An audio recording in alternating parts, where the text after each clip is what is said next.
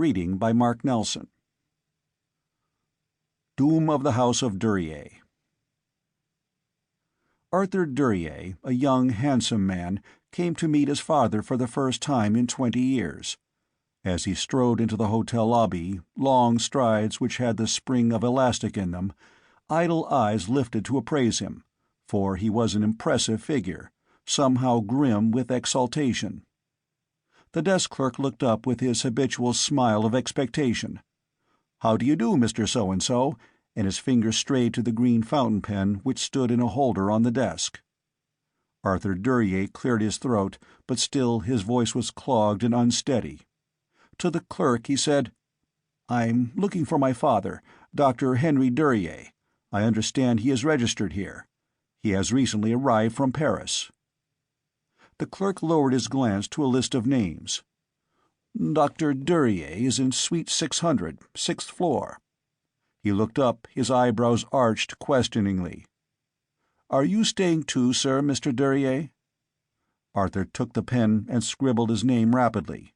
Without a further word, neglecting even to get his key and own room number, he turned and walked to the elevators. Not until he reached his father's suite on the 6th floor did he make an audible noise, and this was a mere sigh which fell from his lips like a prayer. The man who opened the door was unusually tall, his slender frame clothed in tight-fitting black. He hardly dared to smile. His clean-shaven face was pale, an almost livid whiteness against the sparkle in his eyes. His jaw had a bluish luster.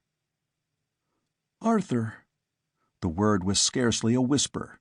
It seemed choked up quietly, as if it had been repeated time and again on his thin lips. Arthur Duryea felt the kindliness of those eyes go through him, and then he was in his father's embrace. Later, when these two grown men had regained their outer calm, they closed the door and went into the drawing-room. The elder Duryea held out a humidor of fine cigars, and his hand shook so hard when he held the match that his son was forced to cup his own hands about the flame. They both had tears in their eyes, but their eyes were smiling. Henry Duryea placed a hand on his son's shoulder. "This is the happiest day of my life," he said. "You can never know how much I have longed for this moment." Arthur, looking into that glance, realized with growing pride that he had loved his father all his life, despite any of those things which had been cursed against him. He sat down on the edge of a chair. I don't know how to act," he confessed. "You surprise me, Dad. You're so different from what I had expected." A cloud came over Dr. Duryea's features. "What did you expect, Arthur?" he demanded quickly. "An evil eye? A shaven head and knotted jowls?" "Please, Dad, no." Arthur's words clipped short. "I don't think I ever really visualized you. I knew you would be a splendid man, but I thought you'd look older, like a man who has really suffered." "I have suffered, more than I can ever describe. But seeing you again, and the prospect of spending the rest of my life with you, has more than compensated for my sorrows. Even during the 20 years we were apart, I found an ironic joy in learning of your progress in college, and in your American game of football." "Then you've been following my work?" "Yes, Arthur. I've received monthly reports ever since you left me. From my study in Paris, I've been really close to you, working out your problems as if they were my own. And now that the 20 years are completed, the ban which kept us apart is lifted forever. From now on, son, we shall be the closest of companions, unless your Aunt Cecilia has succeeded in her terrible mission." The mention of that name caused an unfamiliar chill to come between the two men. It stood for something, in each of them, which gnawed their minds like a malignancy. But to the younger Duryea, in his intense effort to forget the awful past, her name as well as her madness must be forgotten. He had no wish to carry on this subject of conversation, for it betrayed an internal weakness which he hated. With forced determination and a ludicrous lift of his eyebrows, he said, "Cecilia is dead, and her silly superstition is dead also. From now on, Dad, we're going to enjoy life as we should. Bygones are really bygones in this case." Dr. Duryea closed his eyes slowly, as though an exquisite pain had gone through him. "Then you have no indignation?" he questioned. "You have none of your aunt's hatred?" "Indignation? Hatred?" Arthur laughed aloud. "Ever since I was 12 years old I have disbelieved Cecilia's stories. I have known that those horrible things were impossible, that they belonged to the ancient category of mythology and tradition. How then can I be indignant, and how can I hate you? How can I do anything but recognize Cecilia for what she was, a mean, frustrated woman, cursed with an insane grudge against you and your family? I tell you, Dad, that nothing she has ever said can possibly come between us again." Henry Duryea nodded his head. His lips were tight together, and the muscles in his throat held back a cry. In that same soft tone of defense he spoke further, doubting words. "Are you so sure of your subconscious mind, Arthur? Can you be so certain that you are free from all suspicion, however vague? Is there not a lingering premonition, a premonition which warns of peril?" "No, Dad, no!" Arthur shot to his feet. "I don't believe it. I've never believed it. I know, as any sane man would know, that you are neither a vampire nor a murderer. You know it too, and Cecilia knew it, only she was mad. That family rot is dispelled, Father. This is a civilized century. Belief in vampirism is sheer lunacy. Why, it's too absurd even to think about." "You have the enthusiasm of youth," said his father in a rather tired voice. "But have you not heard the legend?" Arthur stepped back instinctively. He moistened his lips, for their dryness might crack them. "The legend?" He said the word in a curious hush of awed softness, as he had heard his Aunt Celia say it many times before. "That awful legend that I eat my children?" "Oh, God, Father!" Arthur went to his knees as a cry burst through his lips. "Dad, that's ghastly. We must forget Cecilia's ravings." "You are affected, then?" asked Dr. Duryea bitterly. "Affected? Certainly I'm affected, but only as I should be at such an accusation. Cecilia was mad, I tell you. Those books she showed me years ago, and those folk tales of vampires and ghouls, they burned into my infantile mind like acid. They haunted me day and night in my youth, and caused me to hate you worse than death itself. But in heaven's name, Father, I've outgrown those things, as I have outgrown my clothes. I am a man now. Do you understand that? A man with a man's sense of logic." "Yes, I understand." Henry Duryea threw his cigar into the fireplace and placed a hand on his son's shoulder. "We shall forget Cecilia," he said. "As I told you in my letter, I have rented a lodge in Maine where we can go to be alone for the rest of the summer. We'll get in some fishing and hiking and perhaps some hunting. But first, Arthur, I must be sure in my own mind that you are sure in yours. I must be sure you won't bar your door against me at night and sleep with a loaded revolver at your elbow. I must be sure that you're not afraid of going up there alone with me and dying." His voice ended abruptly, as if an age-long dread had taken hold of it.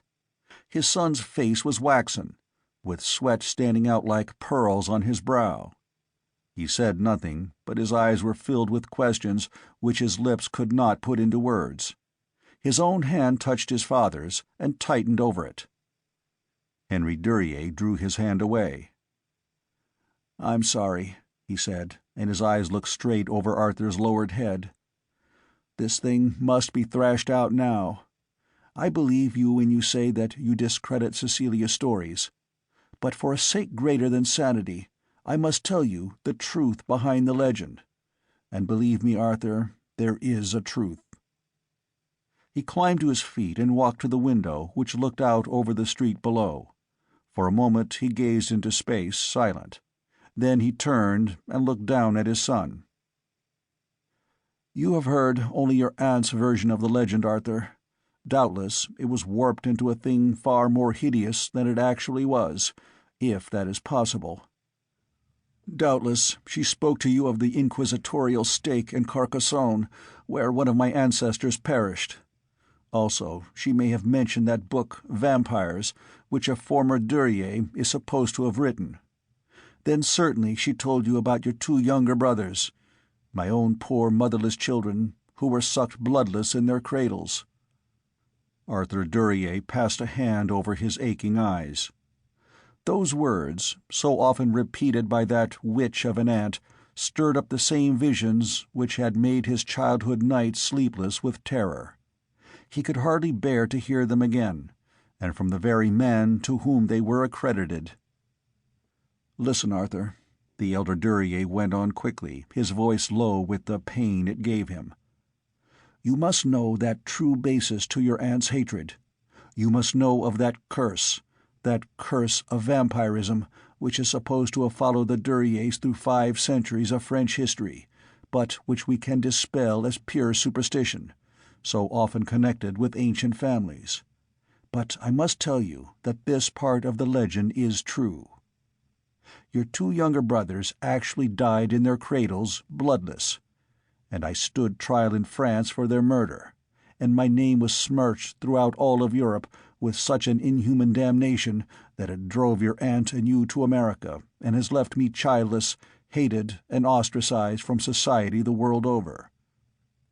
I must tell you that on that terrible night in Duryea Castle I had been working late on historic volumes of Crespet and Prynne, and on that loathsome tome, Vampires.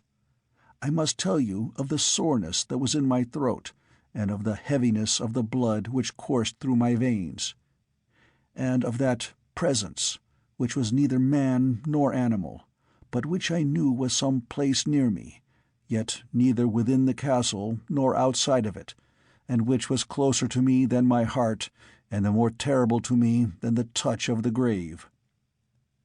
I was at the desk in my library, my head swimming in a delirium which left me senseless until dawn.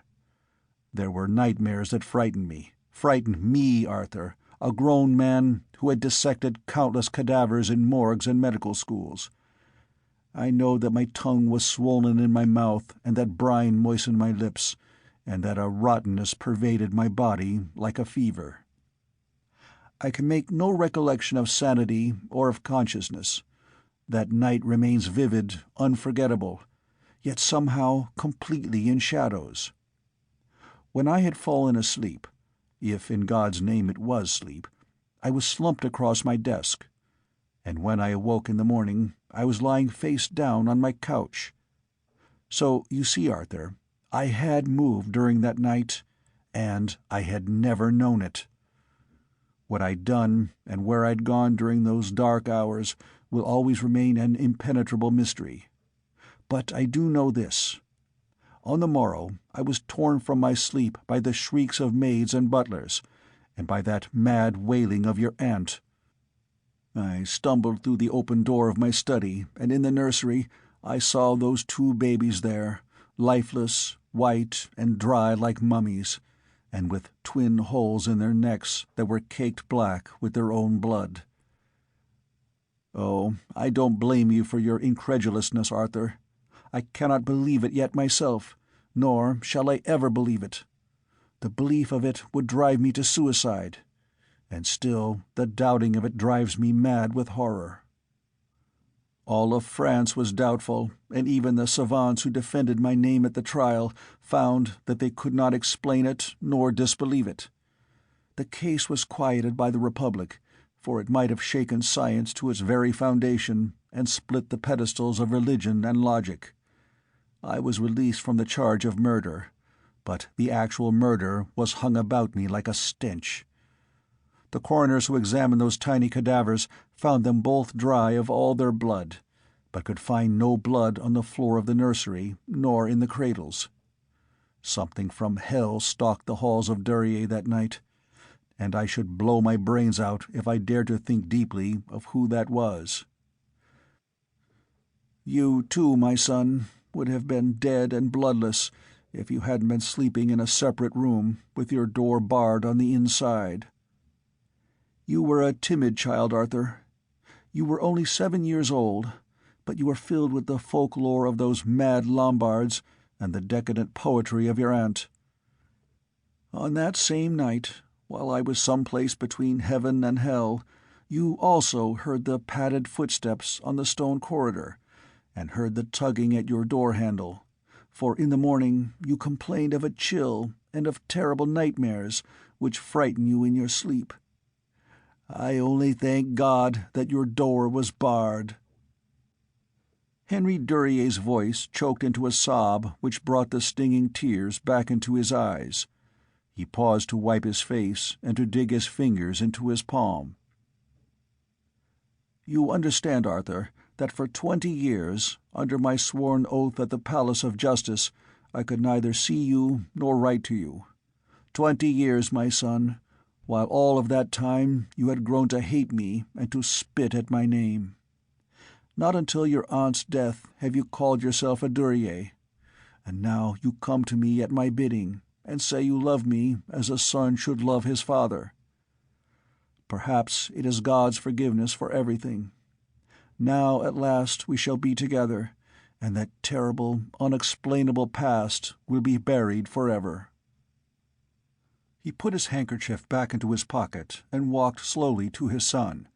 He dropped to one knee, and his hands gripped Arthur's arms. "My son, I can say no more to you. I have told you the truth as I alone know it. I may be, by all accounts, some ghoulish creation of Satan on earth. I may be a child-killer, a vampire, some morbidly diseased specimen of Rhicolagus, things which science cannot explain. Perhaps the dreaded legend of the Duryea is true. Autiel Duryea was convicted of murdering his brother in that same monstrous fashion in the year 1576, and he died in flames at the stake. Francois Duryea, in 1802, blew his head apart with a blunderbuss on the morning after his youngest son was found dead, apparently from anemia. And there are others, of whom I cannot bear to speak, that would chill your soul if you were to hear them. So, you see, Arthur, there is a hellish tradition behind our family. There is a heritage which no sane God would ever have allowed. The future of the Duryeas lies in you, for you are the last of the race. I pray with all of my heart that Providence will permit you to live your full share of years, and to leave other Duryeas behind you. And so, if ever again I feel that presence as I did in Duryea Castle, I am going to die as Francois Duryea died over 100 years ago." He stood up, and his son stood up at his side. "If you are willing to forget, Arthur, we shall go up to that lodge in Maine. There is a life we've never known awaiting us. We must find that life, and we must find the happiness which a curious fate snatched from us on those Lombard sourlands 20 years ago." 2. Henry Duryea's tall stature, coupled with a slenderness of frame and a sleekness of muscle, gave him an appearance that was unusually gaunt. His son couldn't help but think of that word as he sat on the rustic porch of the lodge, watching his father sunning himself at the lake's edge. Henry Duryea had a kindliness in his face, at times an almost sublime kindliness which great prophets often possess. But when his face was partly in shadows, particularly about his brow, there was a frightening tone which came into his features. For it was a tone of farness, of mysticism and conjuration. Somehow, in the late evenings, he assumed the unapproachable mantle of a dreamer and sat silently before the fire, his mind ever off in unknown places. In that little lodge there was no electricity, and the glow of the oil lamps played curious tricks with the human expression which frequently resulted in something unhuman.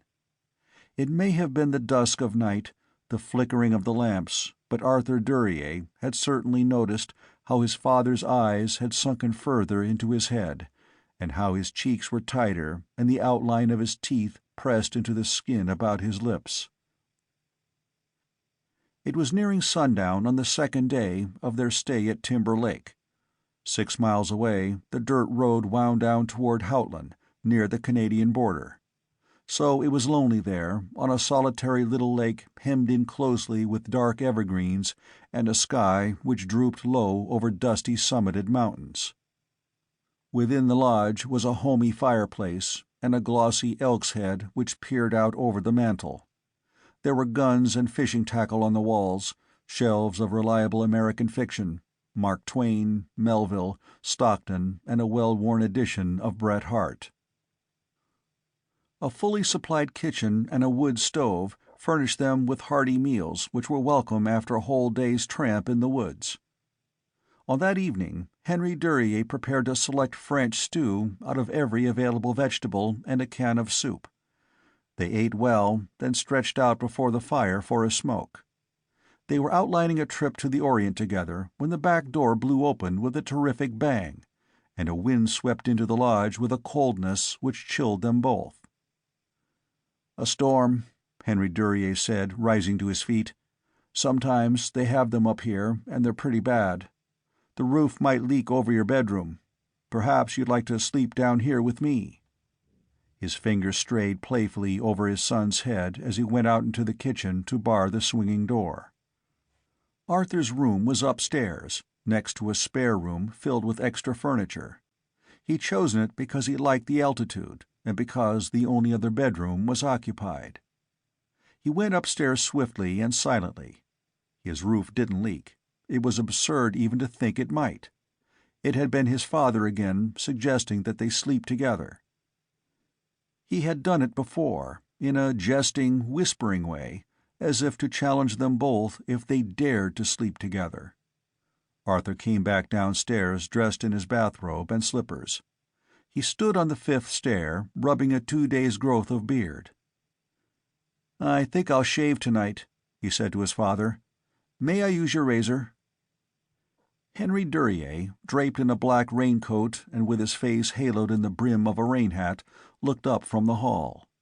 A frown glided obscurely from his features. "Not at all, son. Sleeping upstairs?" Arthur nodded and quickly said, "Are you going out?" "Yes, I'm going to tie the boats up tighter. I'm afraid the lake will rough it up a bit." Duryea jerked back the door and stepped outside. The door slammed shut, and his footsteps sounded on the wood flooring of the porch. Arthur came slowly down the remaining steps. He saw his father's figure pass across the dark rectangle of a window, saw the flash of lightning that suddenly printed his grim silhouette against the glass. He sighed deeply, a sigh which burned in his throat.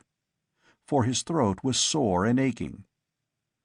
Then he went into the bedroom, found the razor lying in plain view on a birch tabletop.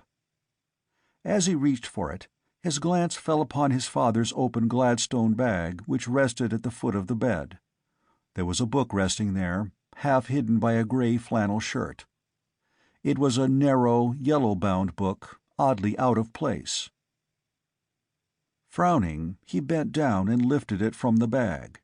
It was surprisingly heavy in his hands, and he noticed a faintly sickening odor of decay which drifted from it like a perfume. The title of the volume had been thumbed away into an indecipherable blur of gold letters. But pasted across the front cover was a white strip of paper on which was typewritten the word Infantafagi. He flipped back the cover and ran his eyes over the title page. The book was printed in French, an early French, yet to him wholly comprehensible. The publication date was 1580 in Caen. Breathlessly, he turned back a second page, saw a chapter headed Vampires. He slumped to one elbow across the bed. His eyes were 4 inches from those mildewed pages, his nostrils reeked with the stench of them. He skipped long paragraphs of pedantic jargon on theology. He scanned brief accounts of strange, blood-eating monsters. Vrykolaques and leprechauns. He read Jeanne d'Arc, of Ludwig Prynne, and muttered aloud the Latin snatches from Episcopi. He passed pages in quick succession, his fingers shaking with the fear of it and his eyes hanging heavily in their sockets. He saw a vague reference to Enoch and saw the terrible drawings by an ancient Dominican of Rome. Paragraph after paragraph he read, the horror-striking testimony of Nider's Ant Hill, the testimony of people who died shrieking at the stake, the recitals of grave-tenders, of jurists and hangmen. Then, unexpectedly, among all of this monumental vestige, there appeared before his eyes the name of Autiel Duryea, and he stopped reading as though invisibly struck. Thunder clapped near the lodge and rattled the window-panes. The deep rolling of bursting clouds echoed over the valley. But he heard none of it. His eyes were on those 2 short sentences which his father, someone, had underlined with dark red crayon. The execution, 4 years ago, of Autiel Duryea does not end the Duryea controversy.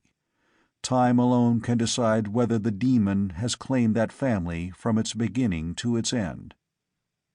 Arthur read on about the trial of Autiel Duryea before Veniti, the Carcassinian Inquisitor General, read, with mounting horror, the evidence which had sent that far-gone Duryea to the pillar, the evidence of a bloodless corpse who had been Autiel Duryea's younger brother. Unmindful now of the tremendous storm which had centered over Timber Lake, unheeding the clatter of windows and the swish of pines on the roof, even of his father, who worked down at the lake's edge in a drenching rain, Arthur fastened his glance to the blurred print of those pages, sinking deeper and deeper into the garbled legends of a dark age. On the last page of the chapter, he again saw the name of his ancestor, Autiel Duryea. He traced a shaking finger over the narrow lines of words, and when he finished reading them he rolled sideways on his bed, and from his lips came a sobbing, mumbling prayer. "God, oh God in heaven, protect me." For he had read, "As in the case of Autiel Duryea, we observe that this specimen of Vrykolaques preys only upon the blood in its own family. It possesses none of the characteristics of the undead vampire, being usually a living male person of otherwise normal appearances, unsuspecting its inherent demonism. But this Vrykolaques cannot act according to its demoniacal possession unless it is in the presence of a second member of the same family, who acts as a medium between the man and its demon. This medium has none of the traits of the vampire, but it senses the being of this creature, when the metamorphosis is about to occur, by reason of intense pains in the head and throat. Both the vampire and the medium undergo similar reactions, involving nausea, nocturnal visions, and physical disquietude. When these 2 outcasts are within a certain distance of each other, the coalescence of inherent demonism is completed, and the vampire is subject to its attacks, demanding blood for its sustenance. No member of the family is safe at these times, for the Vrykolaques, acting in its true agency on Earth, will unerringly seek out the blood. In rare cases, where other victims are unavailable, the vampire will even take blood from the very medium which made it possible. This vampire is born into certain aged families, and naught but death can destroy it. It is not conscious of its blood madness, and acts only in a psychic state. The medium also is unaware of its terrible role, and when these 2 are together, despite any lapse of years, the fusion of inheritance is so violent that no power known on Earth can turn it back. 3. The lodge door slammed shut with a sudden, interrupting bang. The lock grated, and Henry Duryea's footsteps sounded on the planked floor. Arthur shook himself from the bed. He had only time to fling that haunting book into the Gladstone bag before he sensed his father standing in the doorway. You're not shaving, Arthur." Duryea's words, spliced hesitantly, were toneless. He glanced from the tabletop to the Gladstone and to his son. He said nothing for a moment, his glance inscrutable. Then, "It's blowing up quite a storm outside." Arthur swallowed, the first words which had come into his throat, nodded quickly. "Yes, isn't it? Quite a storm." He met his father's gaze, his face burning. I don't think I'll shave, Dad. My head aches."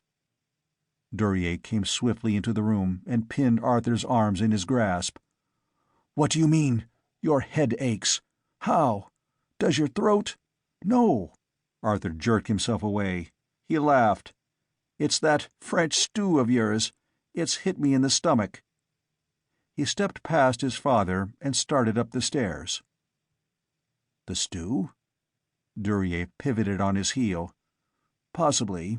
I think I feel it myself."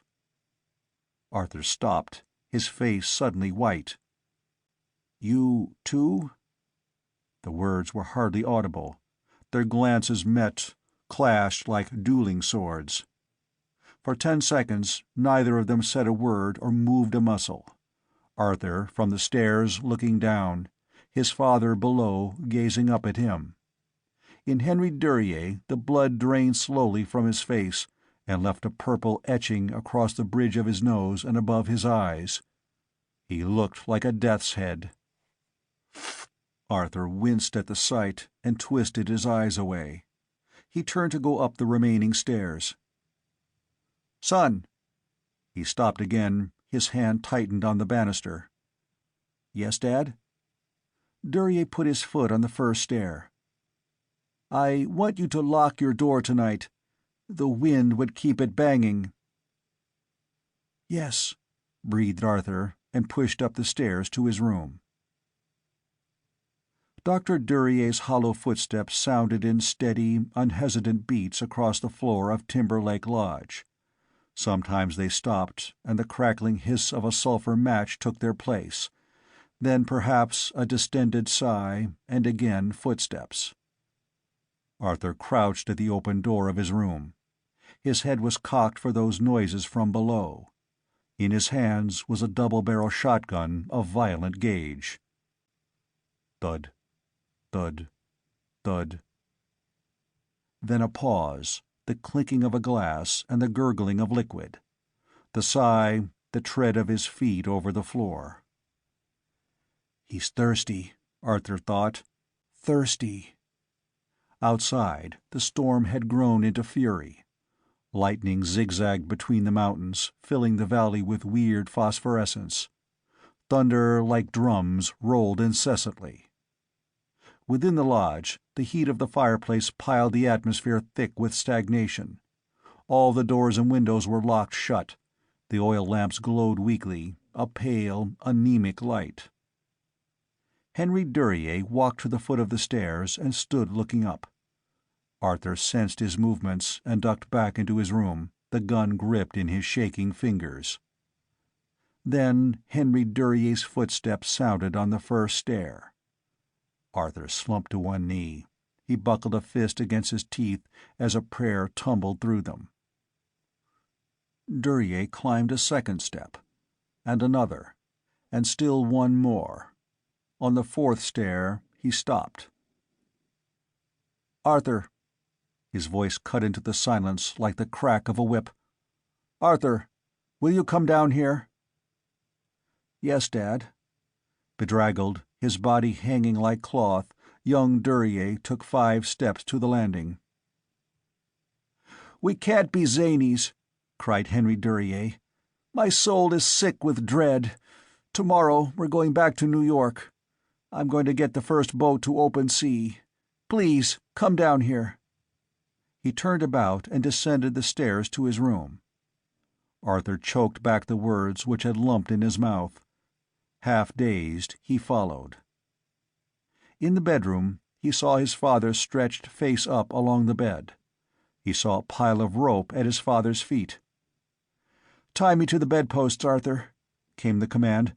"Tie both my hands and both my feet." Arthur stood gaping. Do as I tell you." "Dad, what don't be a fool. You read that book. You know what relation you are to me. I'd always hoped it was Cecilia, but now I know it's you. I should have known it on that night 20 years ago, when you complained of a headache and nightmares. Quickly, my head rocks with pain. Tie me."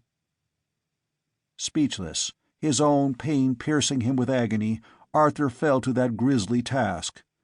Both hands he tied, and both feet, tied them so firmly to the iron posts that his father could not lift himself an inch off the bed.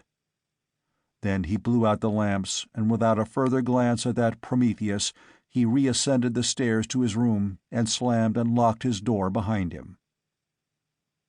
He looked once at the breech of his gun and set it against a chair by his bed. He flung off his robe and slippers, and within 5 minutes he was senseless in slumber. 4. He slept late, and when he awakened his muscles were as stiff as boards, and the lingering visions of a nightmare clung before his eyes. He pushed his way out of bed, stood dazedly on the floor. A dull, numbing cruciation circulated through his head. He felt bloated, coarse and running with internal mucus. His mouth was dry, his gums sore and stinging. He tightened his hands as he lunged for the door. "Dad!" he cried, and he heard his voice breaking in his throat. Sunlight filtered through the window at the top of the stairs. The air was hot and dry, and carried in it a mild odor of decay. Arthur suddenly drew back at that odor, drew back with a gasp of awful fear. For he recognized it, that stench, the heaviness of his blood, the rawness of his tongue and gums. Age-long it seemed, yet rising like a spirit in his memory. All of these things he had known and felt before. He leaned against the banister and half slid, half stumbled down the stairs. His father had died during the night. He lay like a waxen figure tied to his bed, his face done up in knots. Arthur stood dumbly at the foot of the bed for only a few seconds. Then he went back upstairs to his room. Almost immediately, he emptied both barrels of the shotgun into his head. The tragedy at Timber Lake was discovered accidentally 3 days later. A party of fishermen, upon finding the 2 bodies, notified state authorities, and an investigation was directly underway. Arthur Duryea had undoubtedly met death at his own hands. The condition of his wounds, and the manner with which he held the lethal weapon, at once foreclosed the suspicion of any foul play. But the death of Dr. Henry Duryea confronted the police with an inexplicable mystery. For his trussed-up body, unscathed except for 2 jagged holes over the jugular vein, had been drained of all its blood. The autopsy protocol of Henry Duryea laid death to undetermined causes, and it was not until the yellow tabloids commenced an investigation into the Duryea family history that the incredible and fantastic explanations were offered to the public. Obviously, such talk was held in popular contempt. Yet, in view of the controversial war which followed, the authorities considered it expedient to consign both Duryeas to the crematory. The End of Doom of the House of Duryea by Earl Price, Jr.